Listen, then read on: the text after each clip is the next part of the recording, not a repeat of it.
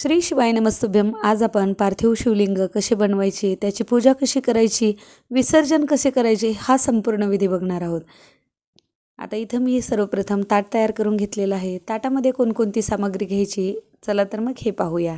आता मी इथं सगळ्यात आधी घेतलेले आहेत तांदूळ, त्याचबरोबर खडीसाखर, एक लाल धागा, धूपदीप घेतलेला आहे, वस्त्र घेतलेले आहेत, केळीचं फळ घेतलेलं आहे, धोत्र्याची फुलं, बेलाची पानं, त्याचबरोबर रोटीची फुलं, भस्म घेतलेलं आहे, एक तांब्या भरून पाणी घेतलेलं आहे आणि इथं लाल चंदन घेतलेलं आहे आणि एक वाटीभर दूध घेतलेलं आहे. कच्चं दूध घ्यायचं आहे आपल्याला पूजेमध्ये. आता ही सर्व सामग्री आपल्याला जी उपलब्ध होईल ती वापरायची, ती घ्यायची. कमी जास्त असेल तरी चालेल. आता इथं काय करायचं, एका कुंडीमध्ये, मातीच्या कुंडीमध्ये आपल्याला शिवलिंग स्थापन करायचं आहे. पार्थिव शिवलिंग म्हणजे काय, सर्वप्रथम आपण ते बघूया. पार्थिव शिवलिंग म्हणजे मातीपासून तयार केलेले शिवलिंग. शास्त्रानुसार याची पूजा अत्यंत पुण्यदायी मानली जाते. भगवान शिवाला प्रसन्न करण्यासाठी, मनोकामना पूर्ण होण्यासाठी, घरातील नकारात्मकता दूर होण्यासाठी आणि सुख शांती लाभण्यासाठी अनेक जण पार्थिव शिवलिंगाची पूजा करतात. आता हे शिवलिंग कुठं स्थापन करायचं, फक्त तुळशीच्या कुंडीमध्ये आपल्याला बनवायचं नाही. बाकी तुम्ही कोणत्याही झाडाच्या कुंडीमध्ये हे बनवू शकता किंवा एखादी प्लेन मातीची कुंडी असेल तर त्याच्यामध्ये करू शकता. आता माझ्याकडे बेलाचं झाड आहे, त्याच्यामुळे मी पार्थिव शिवलिंग हे बेलाच्या झाडाखाली बनवत असते. आणि हे श्रावण महिन्यामध्ये जर दररोज स्थापन केलं तर अत्यंत पुण्यदायी मानलं जातं. तर अशा पद्धतीनं आपल्याला पार्थिव शिवलिंग स्थापन करून घ्यायचं आहे आणि त्याच्यानंतर आपल्याला पाणी अर्पण करून घ्यायचं आहे. आणि पाणी अर्पण केल्याच्यानंतर थोडंसं दूध अर्पण करायचं. ओम नमः शिवाय, ओम नमः शिवाय हा मंत्र म्हणायचा किंवा आपण श्री शिवाय नमस्तुभ्यम हा मंत्रही म्हणू शकतो किंवा शिव अष्टोत्तर शतनामावली घ्यायची आहे. त्याच्यानंतर परत आपल्याला पाणी अर्पण करून घ्यायचं आणि त्याच्यानंतर भस्म अर्पण करून घेणार आहे. या शिवलिंगाची पूजा अत्यंत शुभकारी मानली जाते आणि हे शिवलिंग बनवणं खूप सोपं आहे, साधं आहे. भस्म अर्पण करून घ्यायचं आहे. त्याआधी एक सांगेल, आपण पूजा सुरू करण्याच्या आधी एक दिवा लावून घ्यायचा बरं का. आणि आता इथं मी भस्म अर्पण केल्याच्यानंतर आपल्याकडे जर जानवं जोड असेल तर तो अर्पण करून घ्यायचा किंवा जर नसेल तर एक लाल धागा मिळतो, तो अर्पण केला तरी चालेल. एक गोष्ट लक्षात ठेवायची आहे, पूजा करताना आपलं मन हे अत्यंत पवित्र असणं गरजेचं आहे. आपल्या मनामध्ये देवाचं नामस्मरण असणं गरजेचं आहे. त्यामुळे ही पूजा खूप फलदायी ठरते. त्याचबरोबर मी वस्त्रमाळ अर्पण करून घेतलेली आहे आणि आता इथं मी मुठभर तांदूळ अशा पद्धतीनं अर्पण करून घेणार आहे. तांदूळ अर्पण करताना एक काळजी घ्यायची आहे, तांदूळ कुठल्या दुभंगलेला किंवा फुटलेला नसावा. अखंड तांदूळ अर्पण करायचा. लाल चंदन अर्पण करून घेतलेलं आहे. हे केल्याच्यानंतर आपल्याकडे जे ऋतूकाळानुसार फुलं आहेत ते अर्पण करून घ्यायचे आहेत. महादेवाला अत्यंत प्रिय असणारं रोटीचं फूल, पांढरी फुलं किंवा तुम्ही धोत्र्याचं फूल ते अर्पण करू शकता. आणि बिल्वपत्र श्रावण महिन्यामध्ये तुम्ही 11, 21 किंवा 51 किंवा 108 अशा पद्धतीनं बिल्वपत्र अर्पण करू शकता.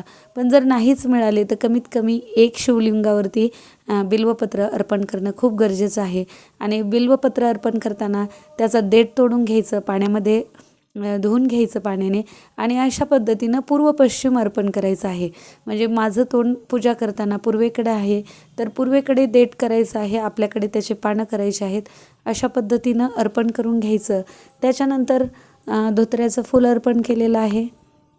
धोत्र्याचं फळ जर मिळालं तर ते पण खूप शुभकारी मानलं जातं. ही पूजा रोज श्रावण महिन्यामध्ये सकाळी सूर्य उगवायच्या वेळेला आणि संध्याकाळी सूर्य मावळतीच्या आधी अर्धा तास आणि सूर्य मावळल्यानंतरचा अर्धा तास म्हणजे 1 तास हा गोरज मुहूर्त असतो, प्रदोष काळ असतो. त्या काळामध्ये आपण ही पूजा करू शकतो. आता मी इथं फळ अर्पण करून घेत आहे आणि फळ अर्पण केल्याच्यानंतर जे आपल्याकडे खडीसाखर किंवा नैवेद्यासाठी अजून काही असेल तर ते अर्पण करून घ्यायचं आहे. मी इथं खडीसाखर अर्पण करून घेतलेली आहे. खूप साधी, सोपी, मनाला प्रसन्न करणारी ही पूजा आहे. आपण दररोज ही पूजा करू शकतो आणि पार्थिव शिवलिंग बनवणं अत्यंत सोपं आहे, साधं आहे. आता धूप दाखवून घ्यायचा, त्याच्यानंतर दीप दाखवून घ्यायचा, म्हणजे आपल्याला आरती करून घ्यायची आहे. आणि तुपाचा दिवा दाखवायचा, नंतर त्याची कर्पूर आरती करायची अशा पद्धतीनं आपण शिवलिंगाची 5 मिनिटामध्ये पूजा करू शकतो आणि श्रावण महिन्यामध्ये केलेली ही पूजा खूप शुभकारी मानली जाते. याचं खूप महत्त्व आहे. आता मी दिव्याला तांदूळ अर्पण करून घेणार आहे, थोडीशी खडीसाखर अर्पण करून घेणार आहे आणि आरती करून घेत आहे. शेवटी कापूर थोडा जाळून घ्यायचा आणि नंतर आपल्याला पार्थिव शिवलिंगाचं विसर्जन करायचं आहे. पूजा झाल्यानंतर आपल्या घरात पार्थिव शिवलिंग ठेवू नये असं म्हणतात, कारण ते तात्पुरत्या पूजेसाठी बनवलेले असते आणि पूजनानंतर त्याचे विसर्जन करणे हीच पारंपरिक पद्धत मानली आहे. त्याच्यामुळे एका स्वच्छ भांड्यात किंवा पाणी घेऊन त्यामध्ये शिवलिंग विरघळून द्यावं आणि नंतर ते पाणी बेलाच्या झाडाजवळ किंवा कोणत्याही झाडाजवळ, फक्त तुळशीच्या झाडाला हे पाणी अर्पण करू नये. असे केल्याने माती पुन्हा निसर्गात विलीन होते असं मानलं जातं. त्यामुळे पार्थिव शिवलिंगाचे अशा पद्धतीनं आपण विसर्जन करू शकतो. ही झाली साध्या सोप्या पद्धतीनं तुम्हाला दाखवलेली मी पूजा. आता मी इथं पार्थिव शिवलिंगाचं विसर्जन करून घेत आहे. पूर्ण पाण्यामध्ये हे शिवलिंग विलीन झालं पाहिजे.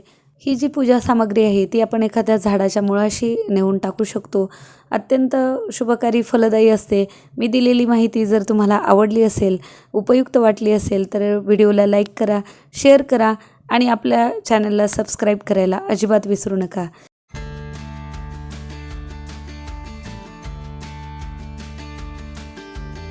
आणि शिवलिंगाची पूजा करणं, पार्थिव शिवलिंगाची पूजा करणं अत्यंत शुभकारी फलदायी मानलं जातं. नक्की श्रावण महिन्यामध्ये ही पूजा करायला विसरू नका. दिलेली माहिती तुम्हाला जर महत्त्वाची वाटली असेल तर कमेंट बॉक्समध्ये कमेंट करायला विसरू नका. पुन्हा भेटूया अशाच एका नवीन व्हिडिओसोबत. श्री स्वामी समर्थ.